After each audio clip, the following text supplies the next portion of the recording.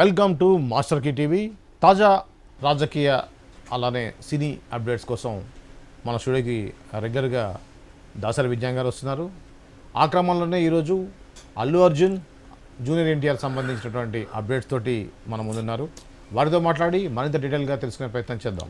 నమస్తే అండి. నమస్తే అండి. ఏంటండి ఈ సినీ పరిశ్రమ రాజకీయాలు రెండు మిక్స్ అయిపోయి ఎవరు రాజకీయ నాయకులు ఎవరు సినిమాలో ఉన్నారో అర్థం కాని పరిస్థితి వచ్చింది. అవునా?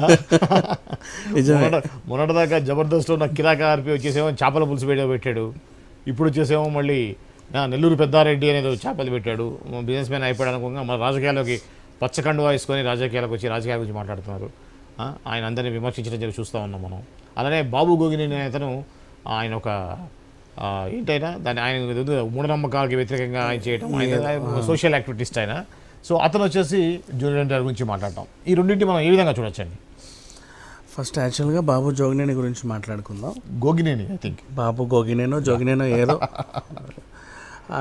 ఏదైతే ఉంది ఆయన గురించి మాట్లాడుకుంటే, తను బిగ్ బాస్కి వెళ్ళాడు కదా, సీజన్ 2కి ఏదో వెళ్ళాడు. అవును. సీజన్ 1కి హోస్ట్ జూనియర్ ఎన్టీఆర్, సెకండ్ దానికి నాని గారు హోస్ట్. నానిగారైనా జూనియర్ ఎన్టీఆర్ వాట్ ఎవర్. ఇప్పుడు జూనియర్ ఎన్టీఆర్ గురించి ఈయన మాట్లాడుతున్నాడు. వచ్చాడండి, పెద్ద ట్వీటాడండి అని చెప్పేసి ఏదో అన్నాడు, దూరపు చుట్టం అని.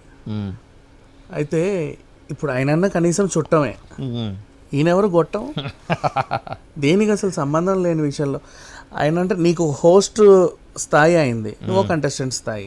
సో నువ్వు గౌరవించాల్సిన, ఒక టీచర్కి ఎలా గౌరవిస్తావు, ఒక లెక్చరర్కి ఎలా గౌరవిస్తావు, గురువుకి ఎలా గౌరవిస్తావో నువ్వు ఎన్టీఆర్ కూడా అలా గౌరవించాల్సిన పొజిషన్లో ఆయన ఉన్నాడు. ఖచ్చితంగా నువ్వు గౌరవించాల్సిందే. అలాంటి ఆయన్ని పట్టుకొని ట్వీట్ అయ్యాడండి దూరపు చుట్టం అనేసి ఒక పోస్ట్ పెట్టాడు.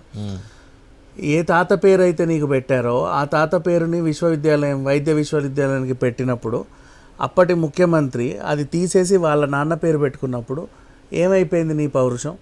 నీకు అసలు అది లేదా ఇది లేదా అని చెప్పేసి పిచ్చి పిచ్చిగా మాట్లాడాడు.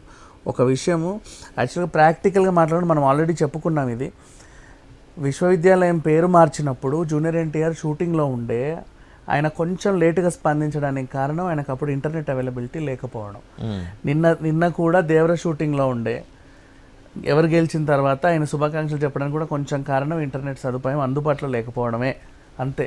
వీళ్ళంటే పని పాట లేని గొట్టంగాలు కాబట్టి ఇట్టనే చూసుకుంటూ కూడా వెంటనే పెట్టేస్తారు.